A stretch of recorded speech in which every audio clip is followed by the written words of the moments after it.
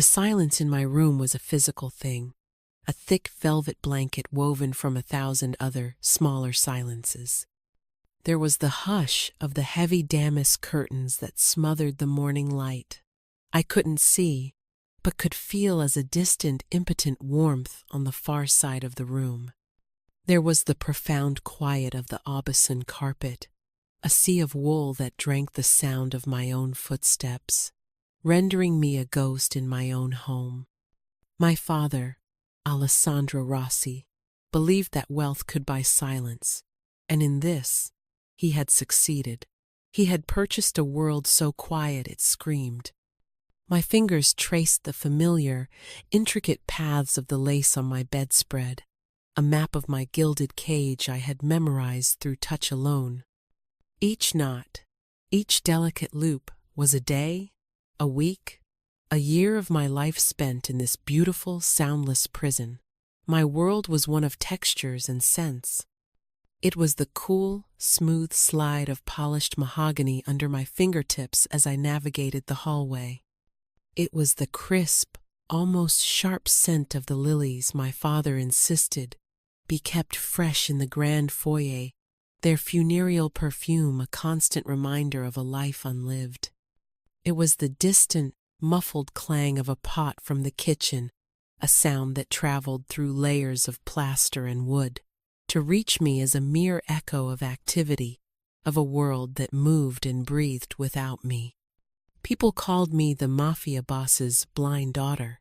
They said it in whispers I was never meant to hear, but always did, my other senses having grown sharp and predatory in the absence of one. The words were a brand, a title that erased Serafina and left only a frightening, pitiable caricature. People feared my father, and by extension, they feared the strange, broken thing he kept hidden away. A new sound broke the morning's oppressive stillness. Footsteps, unfamiliar. They were heavier than the soft-soled slippers of the maids, more deliberate than the near-silent tread of Rocco, my father's most trusted man and my long-time shadow. Rocco walked as if he were apologizing to the air for disturbing it. These new footsteps were different. They were firm, measured, each one landing with a quiet confidence that spoke not of apology, but of purpose. They came down the hall, stopped outside my door. There was no tentative cough, no shuffling of feet, just a solid, waiting presence. Then, a knock. Not the feather-light tap I was used to, the kind that suggested the knocker was afraid the door might shatter. This was a proper knock. 2 solid raps against the heavy oak. "Miss Rossi," a voice said. The sound vibrated through the wood, a low, resonant baritone that seemed to settle deep in my chest. It was a voice like rough-spun silk, textured and strong.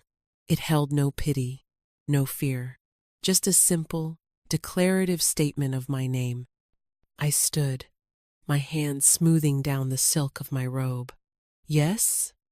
My own voice sounded thin and reedy in the quiet, the voice of a ghost. "My name is Julian. I am your new bodyguard. Your father has asked me to escort you down for breakfast." New. The word hung in the air. Bodyguards came and went. Most lasted a few weeks, unnerved by the silence, by me. They spoke to the air over my head, directed questions to Rocco, treated me like a piece of sentient, fragile furniture. They were a constant, rotating reminder of my own helplessness. I walked to the door, my hand finding the cool brass of the knob with practiced ease. I opened it. I couldn't see him, of course, but I could feel the space he occupied. He was tall. I had to tilt my head back slightly to speak in his general direction. I could smell the clean, sharp scent of soap and freshly laundered cotton, a stark contrast to the cloying sweetness of the house's flowers. "The last one quit, then?" I asked, a bitter edge to my tone I couldn't quite hide. "I am not concerned with the last one," he replied, his voice unwavering. My concern is you. May I? I felt a gentle touch on my right hand. He hadn't grabbed my arm or hovered, his hand uncertainly near my elbow as others did. He had lightly touched my fingers, a silent question. Then he offered his forearm. The gesture was so simple, so normal, it was breathtaking. It was an invitation, not a command. It treated me not as a package to be delivered, but as a person to be escorted. My fingers curled hesitantly around his arm. The fabric of his suit jacket was fine wool, but beneath it, his forearm was solid as a rock. It was a point of anchor in my nebulous world, a solid, grounding presence. The hallway is 32 paces to the top of the grand staircase, I said, a little test. The third floorboard from the left on the landing creaks. I am aware, he said, and I could hear the faint hint of a smile in his voice. I walked it this morning. He had done his homework. He took a step, and I moved with him, my body instinctively matching his steady, unhurried rhythm. He didn't pull me or push me. He simply moved, and his arm was a clear, confident guide that my body trusted before my mind did. Your father is in the dining room. He is meeting with the accountants. The mood is tense. The scent of stale coffee is overwhelming. I stopped. My hand tightened on his arm. He hadn't just stated a fact. He had painted a picture. He had translated the visual cues he was seeing into a language I could understand. Mood, scent. No one had ever done that before. They would say, "Your father is busy," and leave it at that. Julian had given me information, context. He had given me a piece of the world beyond my own immediate senses. Tense how? I asked. My curiosity piqued. 2 of the 3 men have sweat on their brows, despite the air being cool. Your father has not touched his espresso. It is sitting on the table, and the steam has stopped rising, he described. He is tapping his little finger on the arm of his chair. The rhythm is fast, like a trapped bird's wing. I knew that tap. It meant my father was on the verge of losing his temper. It meant someone was about to have a very, very bad day. Julian's description was so precise, so vivid, that I could picture the scene perfectly in my mind's eye. The dark, polished table, the white porcelain cup, my father's imposing figure, coiled with irritation.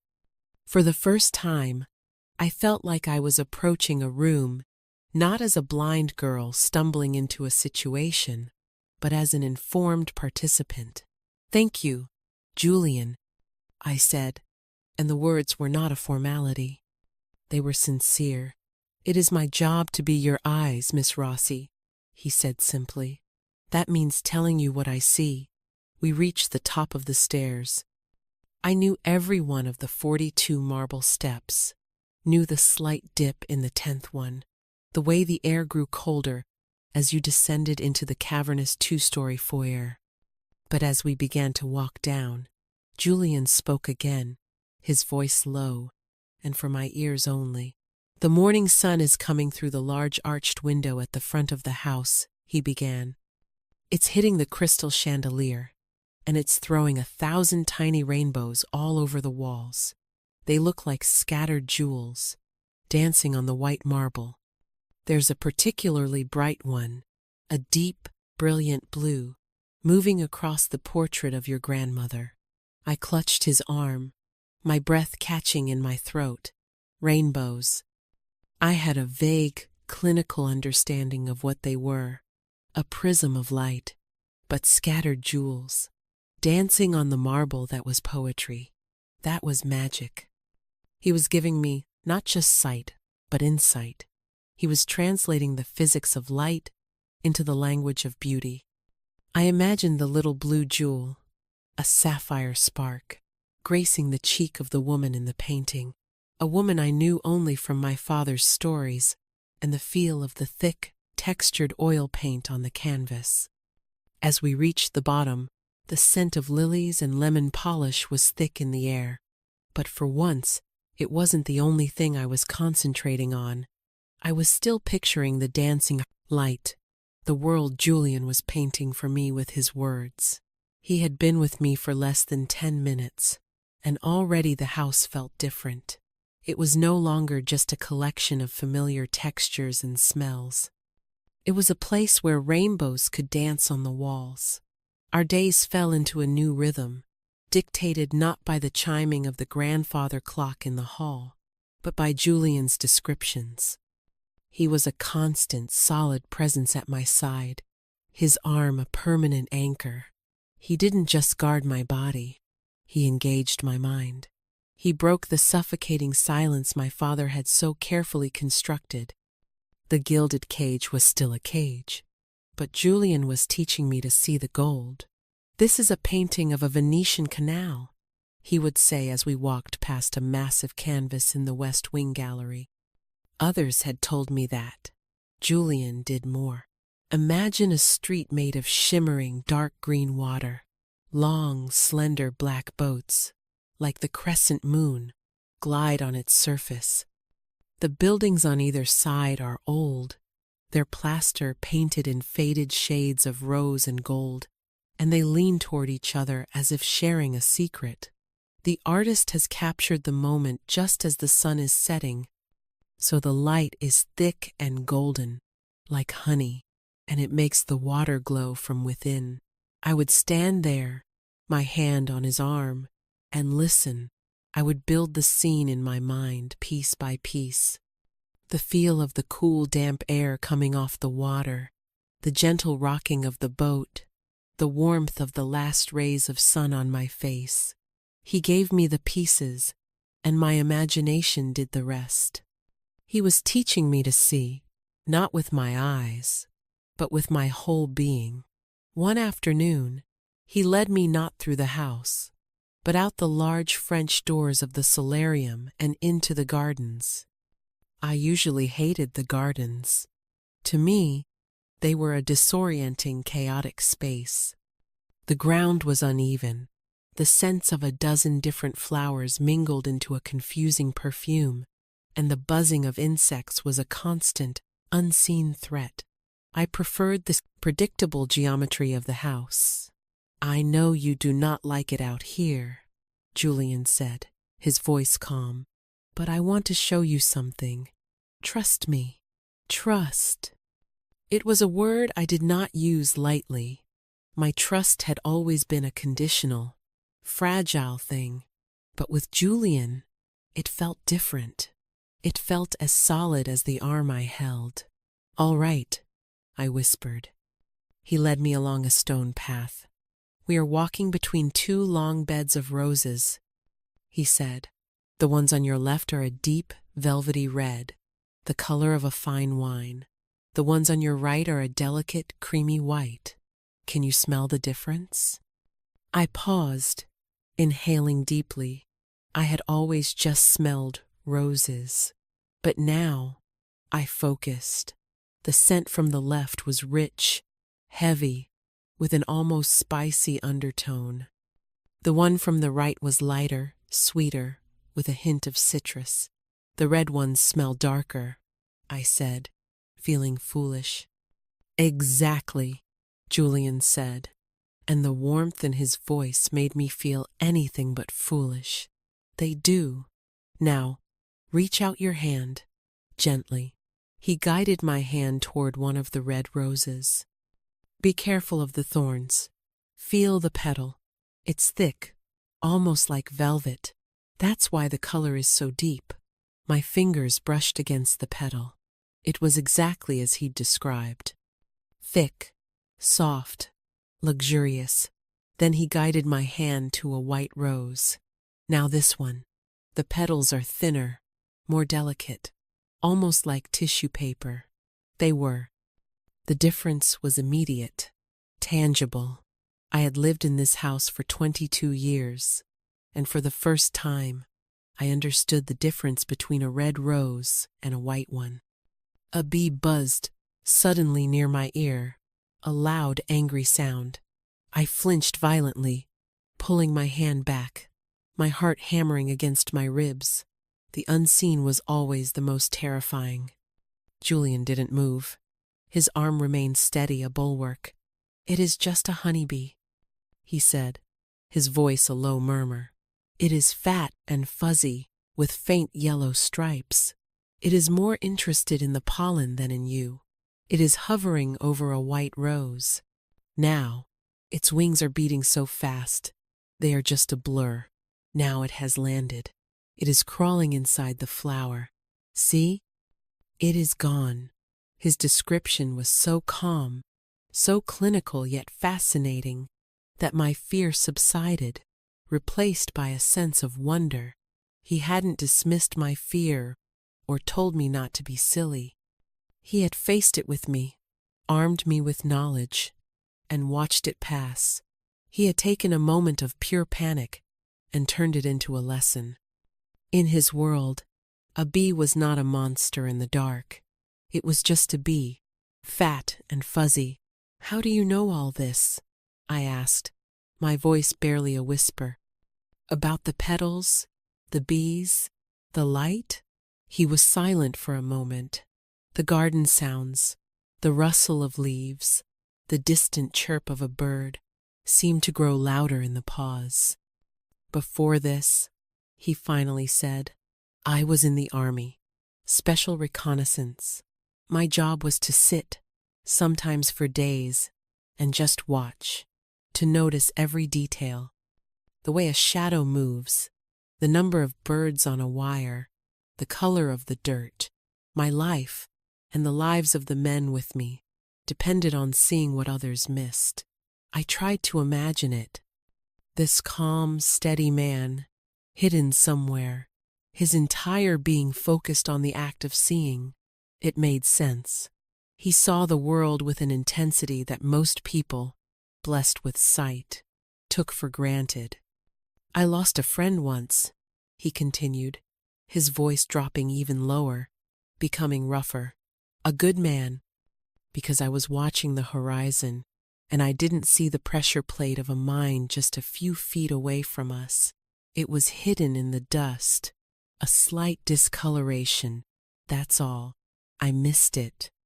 I was looking, but I didn't see." The confession hung in the air between us, heavy and raw. It was a piece of his soul, offered up in the quiet of the garden. I understood then. His meticulous descriptions, his need to be my eyes, it wasn't just a job, it was an atonement. He was determined to never miss a detail again. He was protecting me not just from the world, but from the ghosts of his own past. "You see everything, Julian," I said softly, my fingers tightening on his arm. It was my turn to offer an anchor. "I try," he said. "For you, Serafina, I try."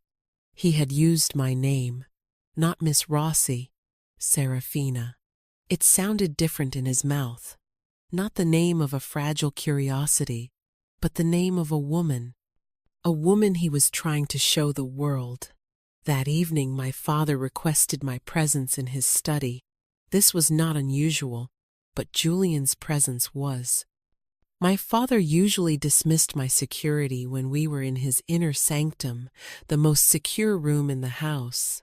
Tonight, Julian stood quietly by the door as I sat in the leather chair opposite my father's enormous desk.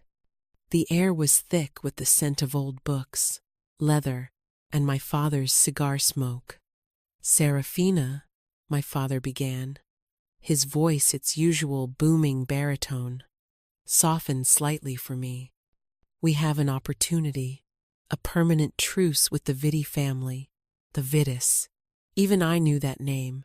They were our oldest, most bitter rivals. A truce sounded like a good thing." "That is good news, Father," I said. "It is," he agreed. "It will secure our future, end a generation of bloodshed. It requires a gesture of commitment, an alliance, a marriage." The silence that followed was so absolute I could hear the blood rushing in my ears. I knew, with a sickening certainty, what was coming next. "Marco Vitti has asked for your hand," my father declared, as if he were announcing a business acquisition. "It is a great honor. He is the eldest son. The union will make our families one. It will guarantee your safety for the rest of your life." My safety. He was offering to trade one cage for another, more permanent one. I had met Marco Vitti once, years ago, at a strained Christmas truce party. I remembered the damp, limp feel of his hand. I remembered the way he had spoken to my father, his voice slick with false deference, while ignoring me completely. "A dinner has been arranged for tomorrow night," my father continued, oblivious to my inner turmoil. "The Vitis will join us here. It will be a formality, an announcement." I felt a cold dread wash over me, a familiar wave of helplessness. My father had decided. The Rossi family required it. My opinion was irrelevant. I was a pawn, a porcelain doll to be traded. All the progress I had made, the small sparks of confidence Julian had been fanning into a flame, seemed to flicker and die. I didn't say anything. I couldn't. The ghost was back, my voice stolen. My father took my silence for assent. "Good," he said, his voice full of satisfaction. "Rocco will see to your dress. You will be beautiful." He saw Rocco, not Julian. He still saw the old ways. As I stood to leave, my legs feeling unsteady, I reached out for Julian. My hand found his arm instantly. His muscles were tense, rigid. Through that single point of contact, I could feel his anger. It was a silent, coiled fury that radiated from him. He was a bodyguard. He was supposed to be neutral, but he wasn't.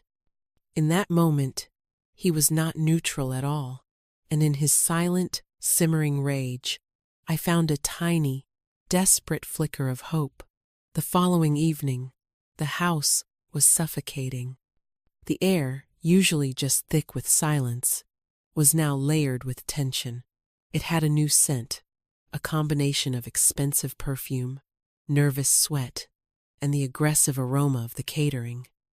My father was putting on a show. Julian had described the scene to me as he led me towards the formal dining room. Extra men, ours and theirs, stood like statues in the hallways, their suits unable to conceal the hard lines of the weapons beneath. The crystal and silver on the dining table had been polished to a blinding sheen. "It looks less like a dinner party," Julian had murmured, his voice a low growl near my ear, "and more like a treaty signing between two warring nations who still have their fingers on the trigger." I wore a dress of deep blue silk. The maids had told me the color, but Julian had described it. "It is the color of the sky at twilight. Serafina," he'd said, his voice soft as he stood behind me in my room. That perfect, deep, velvety moment, just before the stars appear. His words had been a small gift of beauty in a night that felt increasingly ugly. Now, the silk felt cold against my skin. He stood behind my chair in the dining room, a silent, imposing statue. My father sat at the head of the table, exuding a heavy, patriarchal authority. Across from me sat Marco Vitti and his father, Antonio. I could smell Marco's cologne, a sharp, citrusy scent that was overpowering and unpleasant. It smelled arrogant. The small talk was excruciating. It was a dance of veiled threats and false pleasantries, a language of power I had grown up hearing but never participating in. I sat in silence, a prop for their negotiations. I could feel Marco's eyes on me. It wasn't a gaze of admiration. It was one of assessment, like a merchant inspecting goods. "She is even more beautiful than I remember," Marco said, his voice a slick, oily thing. He was speaking to my father, not to me. A true Rossi jewel. A bit of a shame about the condition, of course, but one cannot have everything, and she will be well cared for. A hot, sharp anger flared in my chest. The condition. He said it as if I were a damaged product with a minor flaw. I felt my hands clench into fists in my lap, the silk of my dress twisting under the pressure. I could feel Julian shift behind me. It was a minute movement, but I felt it through the floor, through the chair, a predator adjusting its stance. My father gave a magnanimous, dismissive wave of his hand. Her condition has kept her pure. She has been protected from the world. She is untouched. He spoke of me like a vintage wine, stored in a cellar, waiting to be uncorked. The humiliation was a physical thing, a burning heat that spread up my neck and across my cheeks. I wanted to scream. I wanted to stand up and throw my plate of untouched food across the table. But the years of conditioning, of being the quiet, docile, broken thing, held me in place. My breath came in short, shallow bursts. The room felt like it was closing in, the air thinning. "She is quiet," Marco observed with a smirk in his voice. "That is a fine quality in a wife." That was it. That was the line. Something inside me, a cord that had been stretched taut for 22 years, finally snapped. The voice that came out of me was not the thin, reedy whisper of the ghost. It was low and clear and vibrated with a cold fury I didn't know I possessed. "I am quiet, Mr. Vitti," I said, my head lifting, my face turned directly toward the source of his arrogant scent, because I have not heard anything worth responding to. The silence that fell over the table was no longer just the absence of sound. It was a tangible shock wave. I could hear Antonio Vitti draw in a sharp breath. I could feel my father's stunned stillness. I had spoken out of turn. I had spoken at all. Marco laughed. A short, ugly bark. "It has a voice. How charming. Do not worry, little dove. I will teach you when it is appropriate to use it." Before I could even process the insult, Julian acted. I didn't see it, but I heard it. The scrape of a chair, a swift, heavy movement, and then a choked gasp from Marco. "You will address Miss Rossi with respect." Julian's voice was deadly calm, a blade of ice in the heated room. "Or you will not address her at all." "Julian, stand down," my father roared, his voice a thunderclap. I heard a low growl from Julian, the sound of a leashed wolf straining against its chain. There was another sound, a slight groan of pain from Marco. "Get your man off my son," Antonio Vitti shouted, his chair scraping back. I reached back, my hand searching frantically. My fingers brushed against the hard muscle of Julian's thigh. He was leaning over the table, his body a rigid line of aggression. "Julian," I whispered, my voice trembling. "Please." I felt the tension in him hold for another beat, a heart-stopping moment of pure defiance. Then, with a slow, deliberate release, he stepped back. I heard Marco suck in a ragged breath. "My apologies," Julian said, his voice devoid of any actual apology. My hand slipped. The lie was so blatant, so audacious, it was almost magnificent. I had no idea what he had done, but I could imagine it: a hand on the throat, a grip on the arm, a quick, painful application of pressure, a clear, unmistakable message. "This is an outrage, Alessandro," Antonio Vitti sputtered. "Your hired help lays hands on my son at your own table." "He is overzealous in his duties," my father said, his voice tight with fury, but also a grudging uncertainty. He was angry at the breach of protocol, but a part of him, the part that valued strength and loyalty above all else, must have been impressed. "Julian, You are dismissed. Rocco will take over. No, I said, the word falling into the charged silence. All heads, I assumed, turned to me. He stays. My father's voice was dangerously low. Serafina, this does not concern you. It concerns me completely, I said, my newfound strength surging. This man, I gestured vaguely toward Marco, speaks of me as if I am an object. He insults me in my own home. Julian was defending my honor, father. Something you seemed content to let be trampled for the sake of your truce. If he leaves, I leave. I stood up, my chair scraping loudly against the marble floor. The movement was clumsy, uncertain, but I was on my feet. I was no longer a prop. I reached back, and my hand found Julian's instantly. His fingers closed around mine, his grip firm and reassuring. He was there. He had not left. My father was speechless. I had never defied him, not once in my entire life. I was his porcelain doll, and the doll had just stood up and walked off the shelf. This is madness, Antonio Vitti said with disgust. The girl is out of control. The girl has a name. I shot back, turning my face toward his voice. And she has made her decision. I will not marry your son. I would rather live in a real prison than in the one he would build for me. With Julian's hand holding mine, I turned and walked away from the table. I did not know the path, but I trusted him to guide me. We walked out of the dining room, leaving a tableau of stunned and furious men in our wake. We crossed the echoing foyer, the sound of our footsteps, the only noise in the house. He led me up the grand staircase, past the spot where he'd told me rainbows danced on the walls. He didn't take me to my room. He took me to his. It was a small, Spartan space at the end of the hall, a room for staff. It smelled only of him, that clean soap and cotton scent. It was the safest I had felt in my entire life. What have I done? I whispered, sinking onto the edge of his simple bed. The reality of my actions crashed down on me.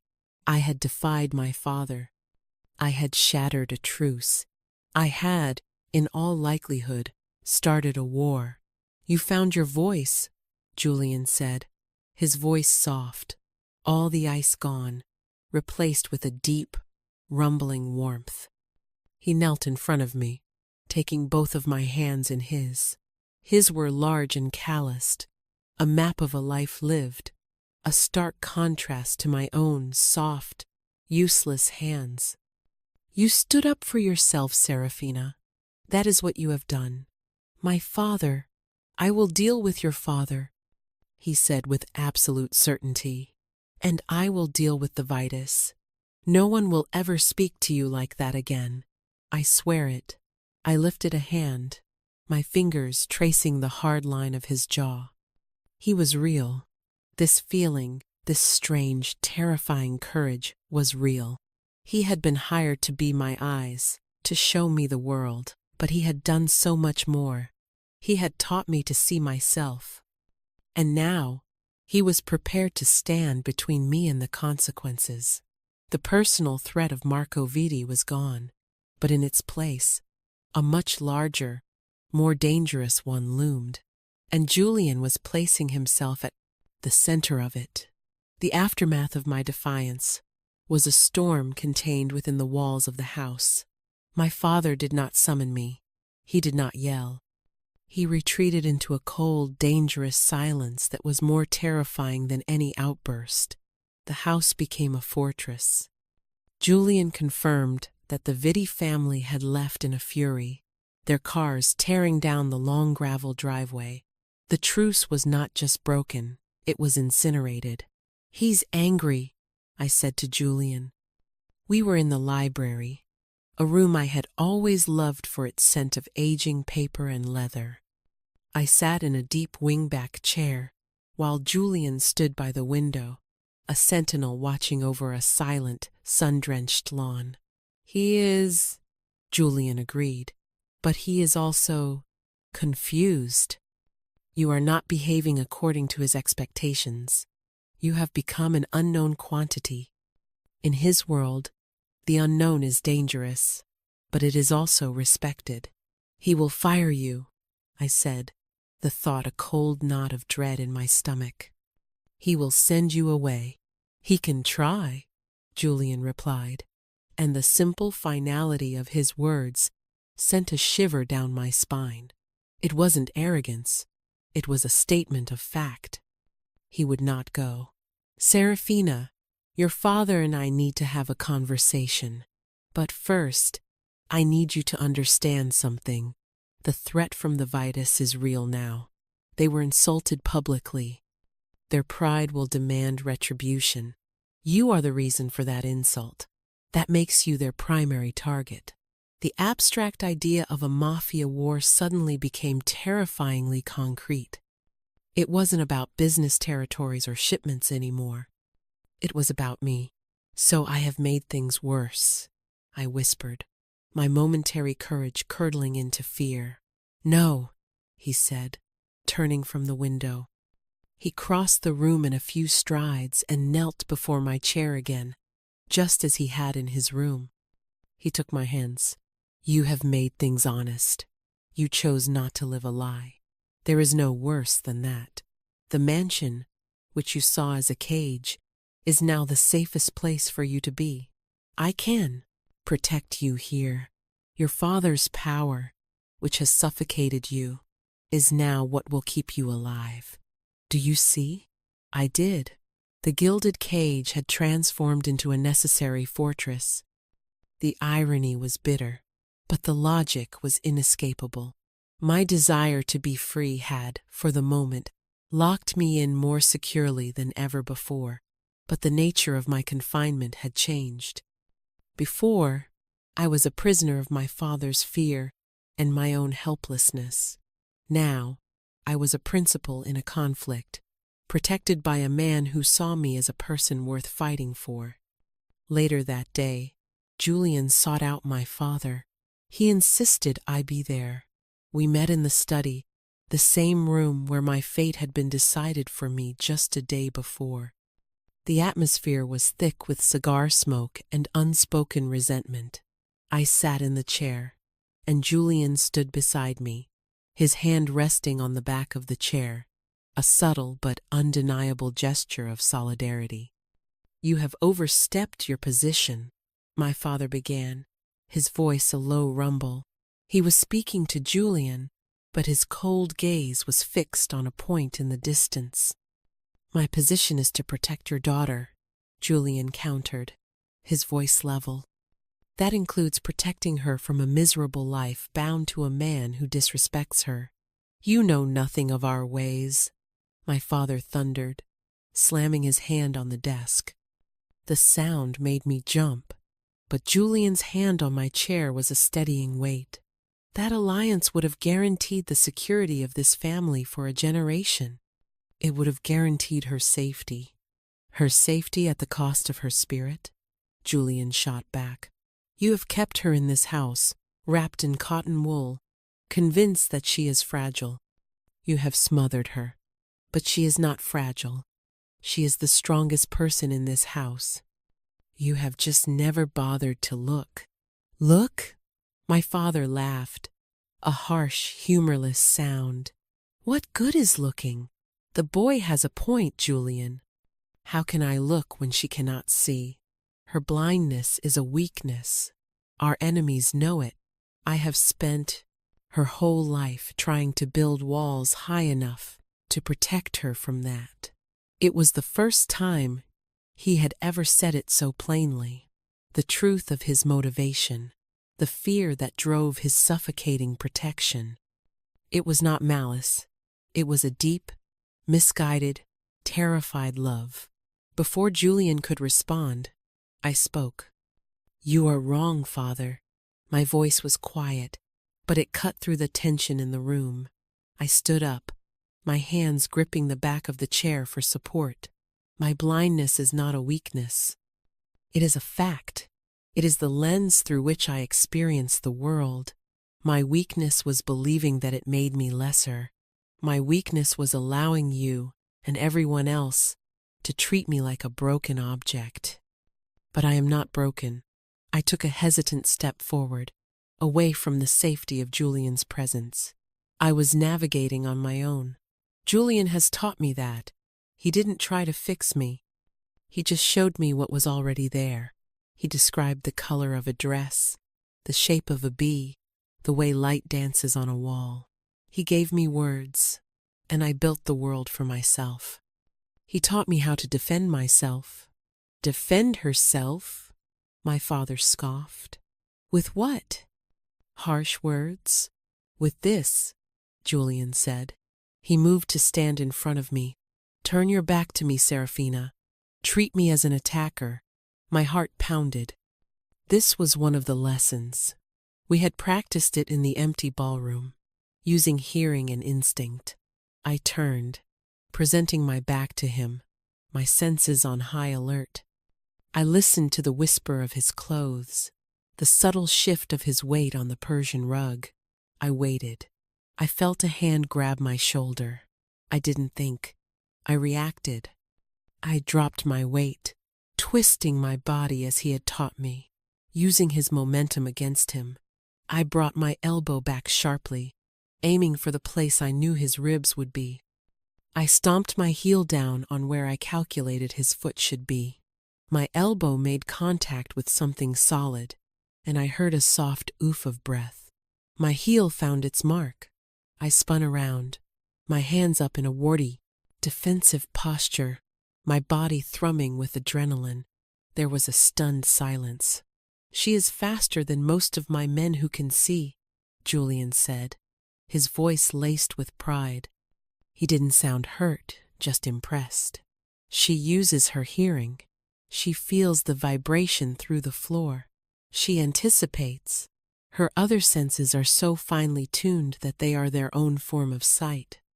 You see her as blind, Alessandro. I see her as aware.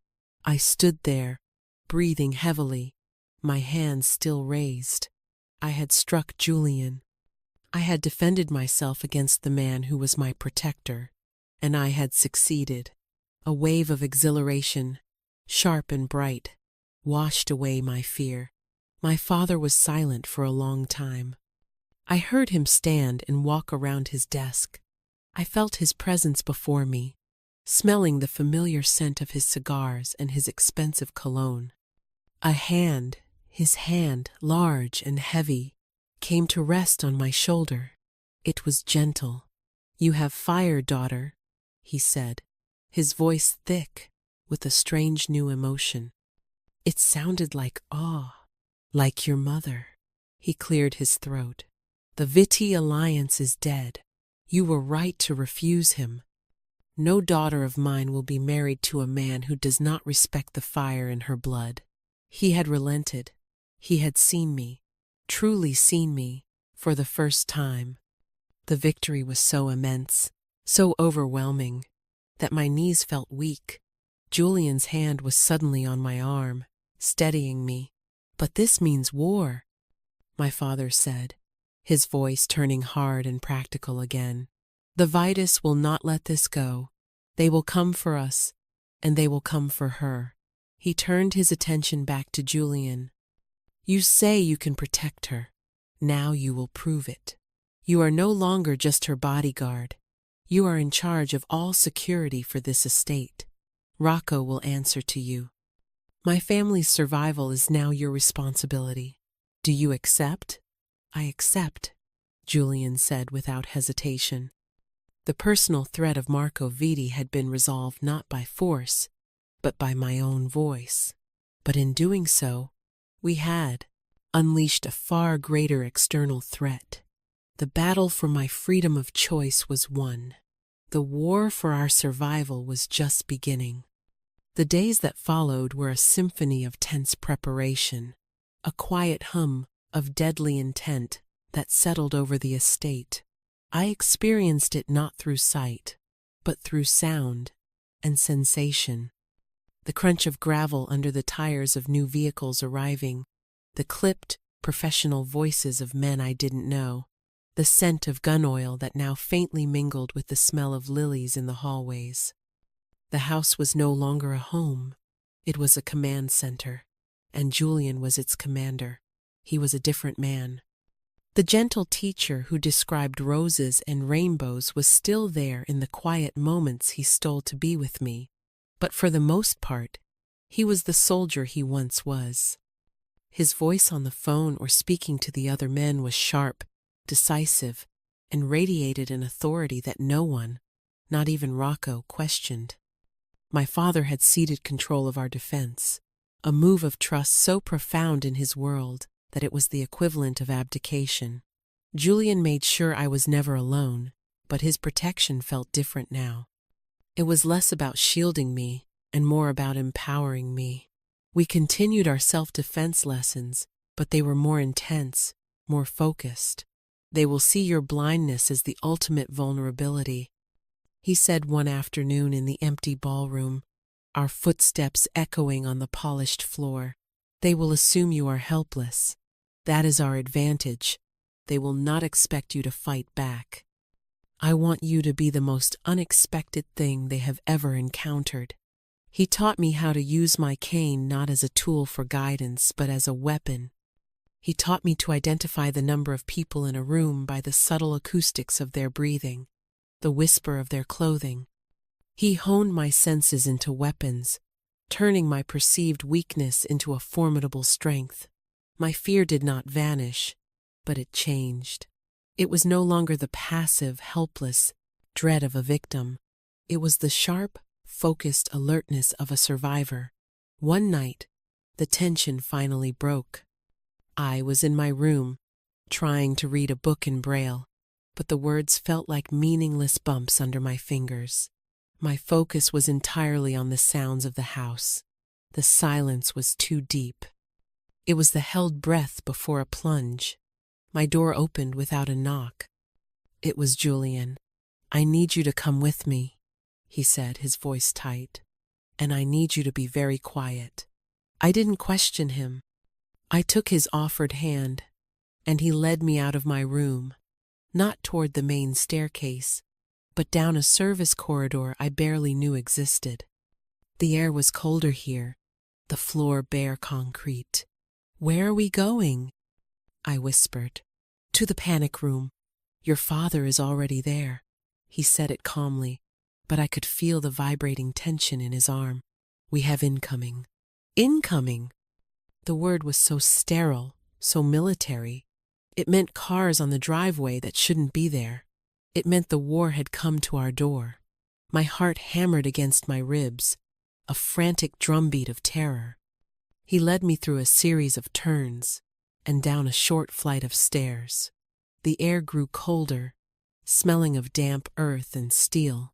He stopped before what felt like a heavy metal door. I heard the beep and click of an electronic lock. The door swung inward with a heavy hiss. "Get inside," he said, gently pushing me forward. "Stay with your father. Do not open this door for any reason until I come for you myself. Do you understand? You're not staying?" I asked, my voice trembling as I clutched his jacket. "My place is out there," he said, his hand briefly touching my cheek. The calloused skin was a fleeting, rough comfort. "I have to lead my men. I have to protect this house. I have to protect you. I will come back for you, Serafina. I promise." He gave me one last, gentle push into the room and pulled the door shut. The hiss and heavy clank of the bolts sliding into place was the most final sound I had ever heard. It was the sound of being buried alive. The room was small and smelled of sterilized air. I felt my father's presence nearby. He took my hand, his own trembling slightly. For the first time in my life, I think, my father was scared, and I was the one who felt a strange, cold calm settle over me. Julian had promised he would be back. I chose to believe him. The next hour, was an eternity of auditory torture. The room was soundproofed, but it could not completely eliminate the deep, percussive thuds that vibrated through the concrete floor. Gunfire. I had never heard it in real life, only in movies. It was nothing like the movies. It was a brutal, ugly sound, a series of violent coughs that spoke of nothing but destruction. There were other sounds, too, the distant shatter of glass, a muffled shout, once a sickeningly heavy thud against the wall somewhere far above us. I sat on a small bench, my hands clenched together, my entire being focused on the vibrations in the floor, trying to decipher the story of the battle happening just outside our steel cocoon. I tried to picture Julian, not as my gentle teacher, but as the soldier he was, moving through the chaos, seeing everything, anticipating every threat. I prayed that his past failure was not a prophecy. And then, as suddenly as it began, the silence returned. It was a different kind of silence now. It was not peaceful. It was the silence of a graveyard. It was heavy with what had just happened. We waited. Every second stretched into a minute, every minute into an hour. My father paced the small room, a caged lion. I remained seated, my senses strained, listening for one specific set of footsteps. Finally, I heard it, the beep of the keypad. My breath hitched. The bolts slid back with a loud clank. The door hissed open. The air that rushed in was thick with the acrid smell of cordite and something else, something metallic and coppery. Blood. "It is over," Julian said. His voice was ragged, exhausted. I stood up, my legs unsteady, and moved toward the sound of his voice. My hands reached out and found him. He was leaning against the doorframe, and as my fingers brushed his chest, they came away wet. "You're hurt," I whispered, my voice tight with panic. "It is nothing," he rasped. "Just a scratch." I didn't need my eyes to know he was lying. My hands moved with a frantic urgency, exploring, assessing. His jacket was torn near his shoulder. The fabric was soaked through with warm, sticky blood. My fingers traced the path of the wound, a deep gash along his upper arm and shoulder. Another cut was on his cheek, shallow but bleeding freely. "This is not a scratch," I said, my voice shaking. "Father, we need the medical kit. Now." My father, who had been frozen in the doorway, surveying the damage to his home, was jolted into action by the command in my voice. For the first time, I was the one giving the orders. Julian tried to protest, but I pushed him gently toward a chair in the hallway. "Sit. Do not argue with me." He sank into the chair with a low groan, his body finally admitting the pain he had been denying. I knelt before him, my hands moving with a sureness that surprised me. In this moment of chaos, with the smell of battle thick in the air, I was not the blind girl. I was not the protected doll. I was a caregiver. My heightened sense of touch, which had learned to read the texture of flower petals, was now reading the extent of his injuries. My hands, which he had taught to be weapons, were now tools of healing. My father returned with the kit, and I worked quickly, my fingers finding antiseptic wipes, gauze, and bandages. I cleaned the cut on his cheek first, my touch as gentle as I could make it. He flinched but didn't pull away. "Marco Vitti is dead," Julian said, his voice low and hoarse. "He led the assault himself. He thought he could take the house, take you.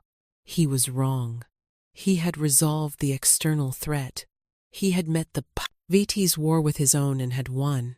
But the victory had come at a cost I could feel, wet and warm, under my fingertips as I began to clean the deep gash on his arm. He hissed in pain as the antiseptic made contact with the raw flesh. "I am sorry," I murmured, my hands faltering for a second. "Do not be," he said, his own hand coming up to cover mine, stilling their trembling. "You are saving my life, Serafina." I wasn't. He was exaggerating. But in that moment, in the smoky, blood-scented hallway of the ravaged mansion, the roles had completely reversed. He, the strong protector, was wounded and vulnerable, and I, the fragile ward, was the one tending to him, my world of darkness giving me a focus and a steadiness that light might have stolen. The intimacy of the moment was overwhelming. My hands were on his body, feeling the heat of his skin, the tremor of his muscles, the steady beat of his heart. I was aware of nothing else, but the man in front of me, the man who had walked into my silent world and filled it with color, and who had just bled to keep it safe. With the immediate threats neutralized, a profound and heavy quiet settled over the house. It was the quiet of exhaustion, of aftermath. The bodies had been removed, the broken glass swept away, but the scent of violence lingered like a ghost. My father was occupied with the grim business of politics and power, dealing with the fallout of a rival family's decimation. It left Julian and me in a strange, isolated bubble. He was confined to his room for 2 days on my father's strict orders and mine. The gash in his arm was deep, and though it wasn't life-threatening, it needed rest to heal.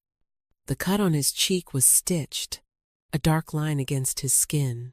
I became his self-appointed nurse. The reversal of our roles, which had begun in that chaotic hallway, solidified into a new dynamic.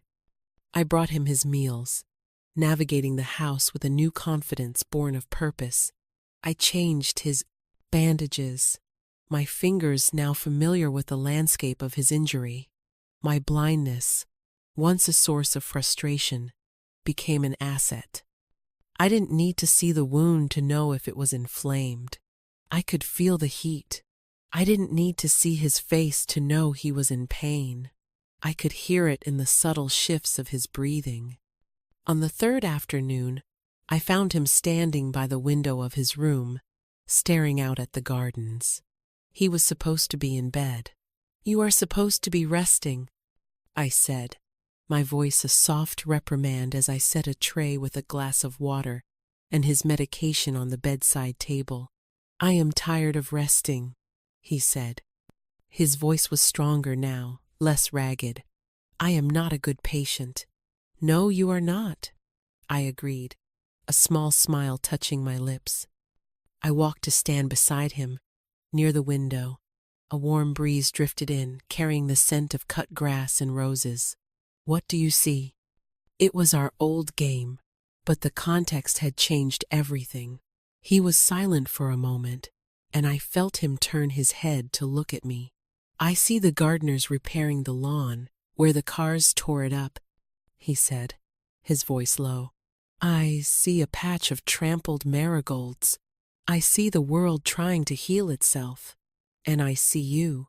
You cannot see me," I said softly. "I am standing right next to you. I see you," he repeated, his voice firm with conviction. "I see your strength. I see the courage you showed at that dinner table. I see the woman who took command in a hallway full of chaos and stitched up a soldier without flinching. That is what I see." His words were a warm current, flowing through me and chasing away the last of my own fear. He didn't see the blind girl. He saw a queen. "You are the one who showed me she was there," I whispered, turning my face toward him.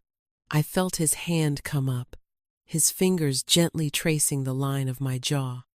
His touch was hesitant, completely different from the confident grip of the bodyguard or the efficient movements of the soldier. This was Julian, just Julian. His thumb brushed against my lower lip, and a jolt, sharp and sweet, went through me. "Serafina," he breathed, and my name was a prayer on his lips. I leaned into his touch, a silent invitation, a surrender. The space between us dissolved. I felt the soft scratch of his stubble against my skin, the warmth of his breath, and then his lips were on mine. The kiss was not what I would have expected. It was not a kiss of frantic passion or desperate relief. It was slow and deep and breathtakingly gentle. It was a question and an answer, a promise and a confession all at once. It tasted of sunlight and safety and a future I had never dared to imagine. It was a perfect, beautiful thing in a world that had so recently been filled with ugliness. In that kiss, I saw more than I ever had in my life. I saw colors I had no names for, felt light I had never known. When he finally pulled away, we were both breathless. He rested his forehead against mine. The stitches on his cheek were a rough texture against my temple. I think I have been falling in love with you since the moment I heard you test me about the creaking floorboard, he murmured. A laugh, genuine and bubbling, escaped me. And I replied, my hands coming up to frame his face, to learn its topography by heart. I have been falling for you since you told me about the rainbows on the wall. We stood there for a long time, wrapped in the quiet of the room, the world outside healing, and the world between us changing forever. The threats were gone, the cages were broken. All that was left was this fragile, powerful, beautiful new beginning. Later that evening, my father summoned us both to his study. The air was clear of cigar smoke for once. He looked tired, older than I had ever known him to be. He stood before the large window, looking out into the encroaching darkness. The Vidi organization is in shambles, he said without turning around. They have no leadership. They will not be a threat to us again. He had won his war, but his voice held no triumph. He turned to face us. His eyes, I imagined, moved from me to Julian and back again. He looked at my hand, which was held firmly in Julian's. He did not comment on it. The danger is over, Serafina, he said, his voice heavy. You are safe now. Truly safe. He paused, taking a deep breath. Julian has fulfilled his duty and far exceeded it. I owe him a debt I can never repay. He looked at Julian. I will give you anything you want. A new position, any territory you wish to run. Name it. That is not what I want, Julian said simply. My father nodded slowly, as if he had expected that answer. He turned his gaze back to me. And you, daughter? You are free. You have proven you are not the child I thought you were. I was wrong to keep you hidden, wrong to try and arrange your life. The admission was clearly difficult for him, a lifetime of patriarchal certainty crumbling. He walked to his desk and opened a drawer. I can set you up anywhere you want to go.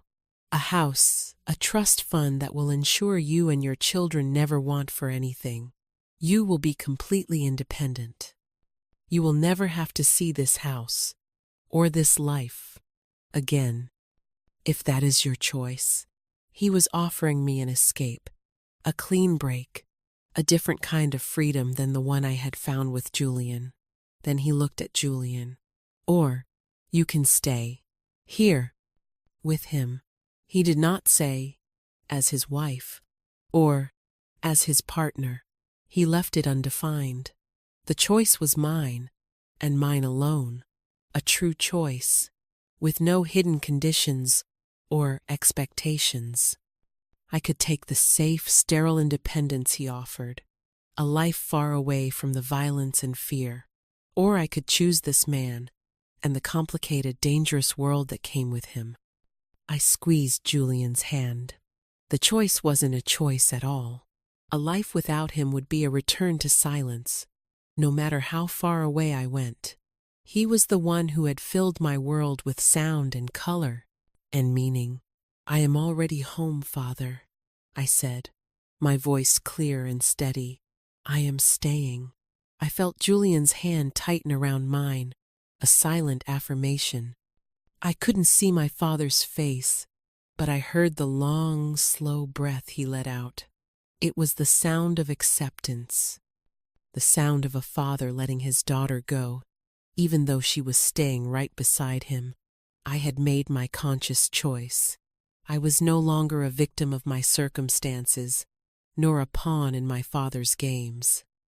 I was a woman choosing her own life and her own love.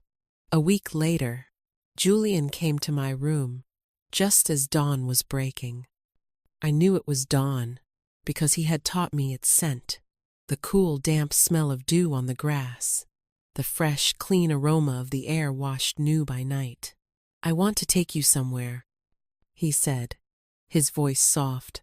He didn't wait for an answer, just took my hand, his touch now as familiar to me as my own skin. We didn't take one of the black sedans that were my father's signature. Instead, I heard the low, throaty rumble of a different kind of engine. Julian helped me into the passenger seat of what he described as an old, restored convertible. The leather seats were worn and soft, smelling of sun and age. With the top down, the morning air rushed over me as we drove, a heady, liberating sensation. It was the first time I had felt the wind in my hair like that, unrestrained, wild.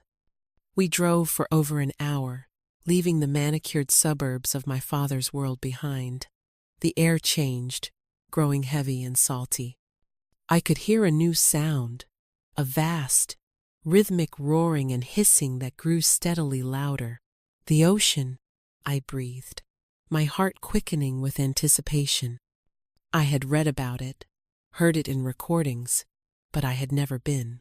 It was deemed too public, too uncontrollable, too dangerous. Julian parked the car and led me from the pavement onto a new surface. Sand.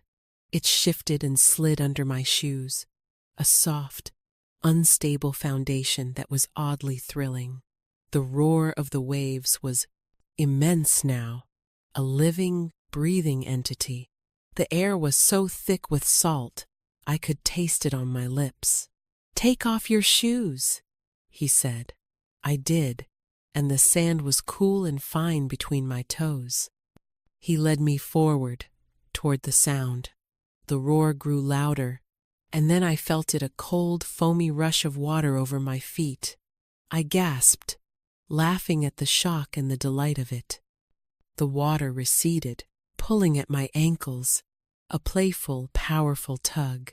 "This is the Atlantic," Julian said, his voice close to my ear, having to speak up over the crashing waves. "It stretches for thousands of miles, all the way to Europe. The water is a deep, churning blue-gray today, under a sky that is the color of a pale pearl. The waves are building far out, rising up like moving hills of water. Then they curl over, their tops turning to white foam, and they crash down onto the shore in a line of white that stretches as far as you can see in either direction." I held onto his arm, my other hand outstretched as if I could touch the pearl-colored sky, the moving hills of water. He was giving me the ocean, a gift of immense, untamed beauty. He then did something I didn't expect. He let go of my hand and knelt in the wet sand before me. The waves rushed in again, swirling around his knees. "Serafina," he began, his voice serious, yet full of that deep warmth that was his alone. "I am not a man of wealth or power like your father. I cannot give you a palace or an empire. What I have is my loyalty, my strength, and my eyes, and they are all yours. For as long as you will have them." My heart felt like it was going to beat out of my chest. The sound of the ocean was a symphony around us. He took my hand, and I felt the cool slip of metal onto my finger. It wasn't a large, ostentatious diamond, the kind my father would have chosen. It was a simple, smooth band. It felt solid, real. I cannot promise you a life without danger, he continued. Your name and my past will likely always draw shadows, but I can promise you that I will stand between you and every one of them. I promise I will spend the rest of my life showing you the world, describing every sunrise and every painting and every blade of grass. I promise to be your eyes, your shield, and your partner in everything. He paused. And in return, you can show me how to truly see it. You already have. Tears streamed down my cheeks, but they were not tears of sadness or fear. They were tears of a joy so profound it was painful. This was not a proposal born of strategy or alliance. It was a promise, a commitment of two souls, one who saw the world and one who felt it, coming together to make a whole. Yes, I whispered, the words stolen by the wind and the waves. I knelt in the sand and the water in front of him, my dress forgotten, and threw my arms around his neck. Yes, Julian. Always. He held me tightly, and we stayed there for a long time, two small figures against the vastness of the ocean, the cool water swirling around us, the simple, solid band on my finger, a silent testament to the commitment we had just made. My father had offered me a life of sterile safety. Julian was offering me a life, a real one, full of color and texture and danger and breathtaking beauty. The final resolution was not a grand affair. It was a quiet departure. My father, in the greatest act of love he had ever shown me, helped us leave. He understood that for me to be truly free, I could not live in the shadow of his fortress. He gave us his blessing and a new life. Months later, I stood on a small wooden porch that smelled of cedar and sea salt. The house was not a mansion. Julian described it as a small, weathered cottage painted a cheerful blue, nestled in a quiet cove hundreds of miles from the world I had left behind. Our world. Here, the only crashing was the sound of the waves. The only tension was the pull of the tide. I had learned the geography of this small piece of the world by heart. I could walk from the porch, down 3 wooden steps, and onto a path of crushed shells that led to our own private stretch of beach. I could do it with my cane, my steps confident, my senses alive to the cry of the gulls and the whisper of the wind in the dune grass. Julian came up behind me, his arms wrapping around my waist, his chin resting on my shoulder. He was a warm, solid presence, my constant north. "What are you thinking about?" he asked. "I was listening to the world," I replied, leaning back against his chest. "It sounds like peace." He was silent for a moment, his arms holding me a little tighter. "Your father called," he said softly. "He sends his love, and he wanted me to tell you. He started taking painting lessons." A surprised laugh escaped me. My father, Alessandro Rossi, the shark, learning to paint. The image was so absurd, so wonderful, it filled me with a warmth that had nothing to do with the Sunday.